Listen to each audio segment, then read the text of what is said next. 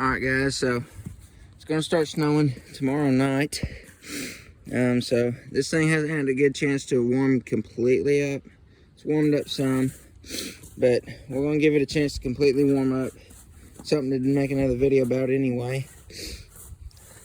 Got some wood loaded from my uncle. We went and picked up some wood, stacked it, loaded it, brought it over here, stacked it, and so we're good on. They're good on wood, so try to get a good video here, and I can't see much because of the sun. We're gonna start it up, let it warm up. Oh, and I forgot to mention, I put a new drive shaft on it because the other ones kind of had it.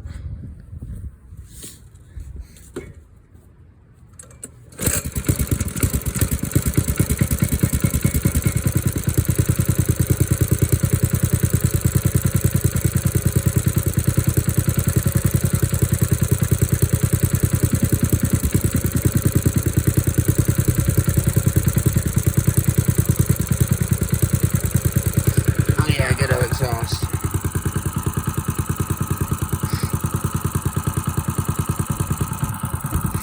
It actually warmed up quite a bit out here to 50 degrees. Man, that's going to be ground zero next by Monday it's going to be near 0 Fahrenheit. So when you hear you talking about degrees or temperature, remember, it's always Fahrenheit. I can't understand Celsius really. Other people can, but for me, I could just tell Fahrenheit better. So, and I don't even know what. Say if it's 50 degrees, I don't even know what Celsius would be. So, get that out of my mind. That's just some information that may or may not, I don't know. We'll see.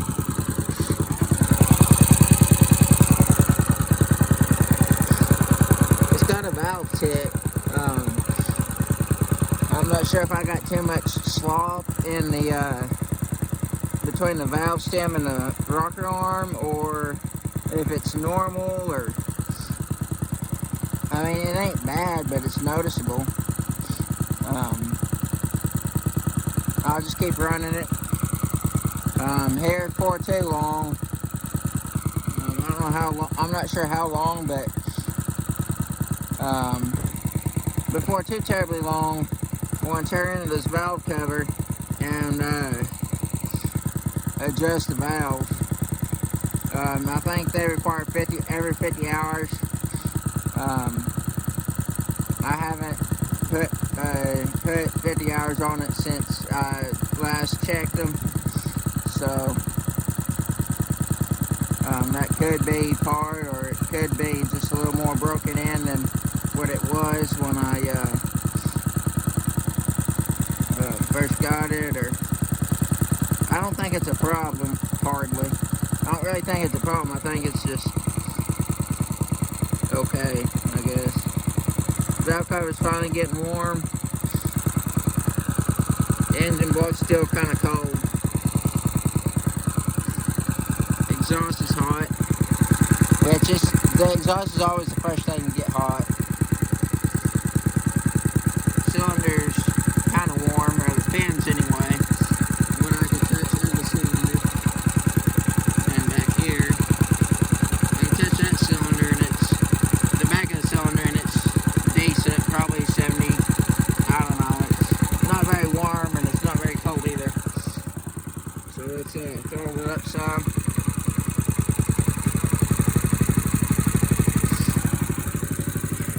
Better for the emissions that I don't care about. Better for the engine anyway. Other than it's just sitting there. Well, I know these modern diesels,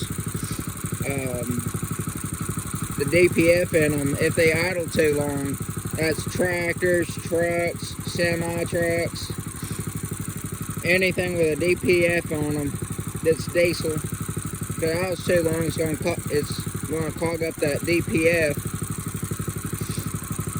But that just gives you a reason to delete it. So until the EPA makes it to where you can't replace it. Well, you can't put a straight pipe on it, but you can replace the DPF. So if you do that, you could just take it off, plugs up, take it off, punch it out, put it on there, put it back on it once the EPA does that. But stupidity, all kinds of stupidity.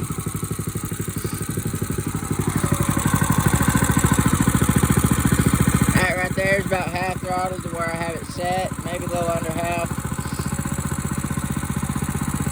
That's probably about half. That's probably 2,600 RPM.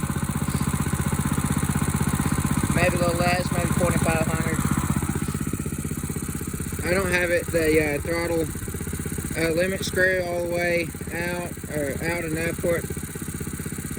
So I don't think it's going 3,600 RPM. I think it's going just about 3,000 RPM or a little under.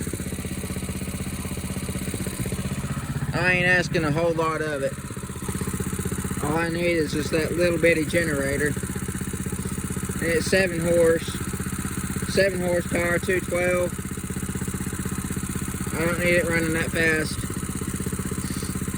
It just puts more wear and tear on the generator, the engine, and the lights, and the wiring, and the life of the wiring.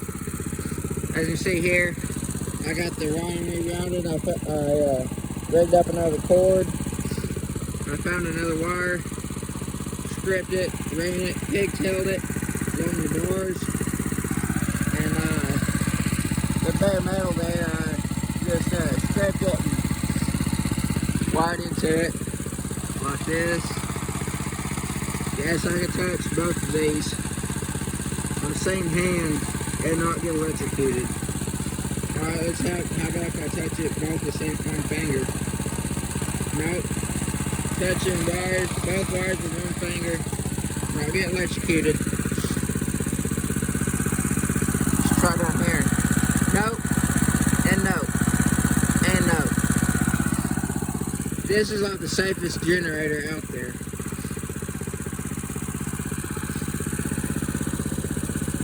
One time I got electrocuted when I was trying to weld something.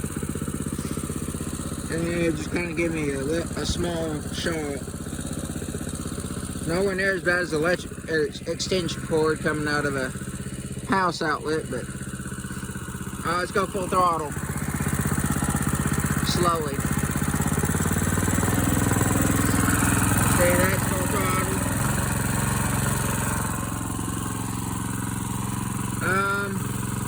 That might be 3,500 RPM, 3,400, somewhere through there. Still not asking a whole lot out of it. When it was given to me, that limit screw was backed out all the way, so it could go way higher than 3,600 RPM. So that's because it was on a go-kart.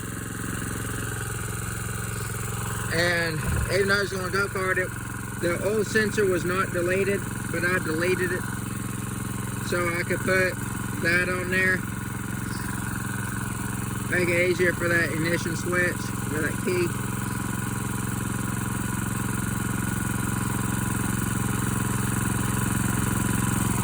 Get it nice and warmed up here. Starting to get warm. Yes, I'm touching the drive shaft,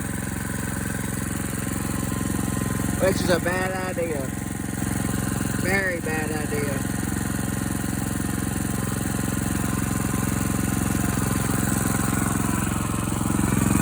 Exhaust air is hot, about 200 something degrees. That exhaust is normal operating temperature. Valve cover is nice and hot, so we got plenty of oil coming up there now, lubricating the top end.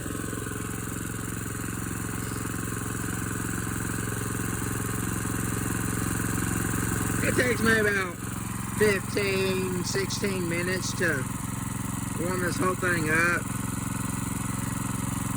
Depends how much idling you're doing. If you idle it, man, it takes about 15, 20 minutes to get up to operating temperature and stay up to operating temperature for a little bit, and then until you reach your 20-minute mark.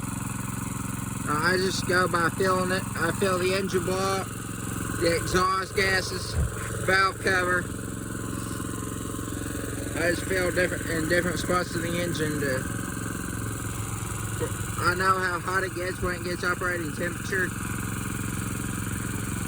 I had it operating temperature one day is running wide open for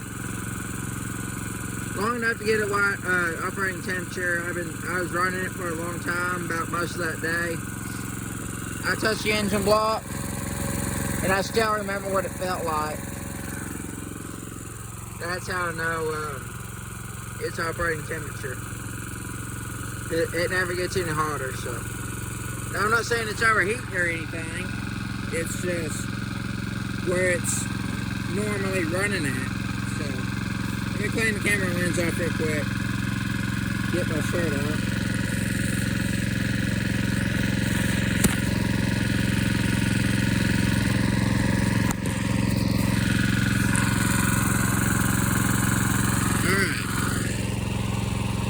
Maybe a little bit better. I'm gonna wait until it clears up. There we go, perfect. Alright, this thing may be close to getting operating temperature. It's getting closer. Oh, that's hot. Yeah, I say it's operating temperature almost. Ooh, that's hot. Yeah, there we go. Now she's operating temperature. So it takes about 12 minutes. About 10, 11, 12 minutes from the way I just now did it. It's a Lyphon 178, LF 170. Yeah, LF 170 BQ. So, it's a good engine. I haven't had zero problems out of it so far. None. At all. I'm impressed with it.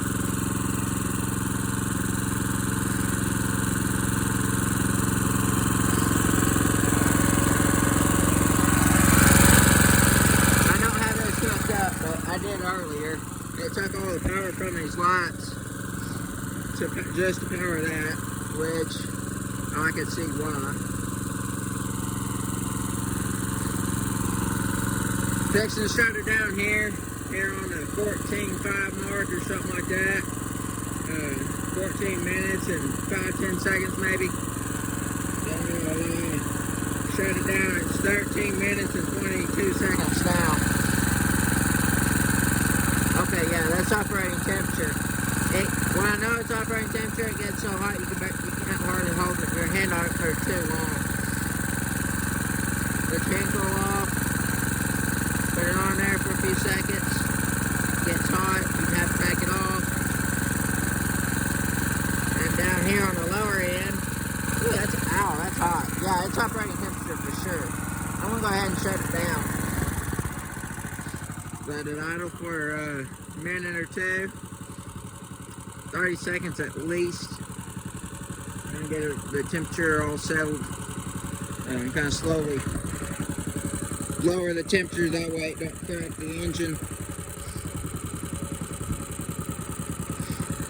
Now prepare for some major cold starts on this thing, because it's fixing to get cold. Single digits, from single digits, so probably about from 8 max to, I don't know, negative something. From 0, maybe a little under 0.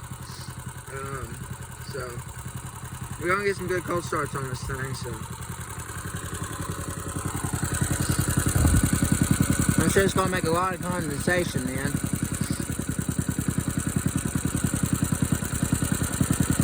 Alright.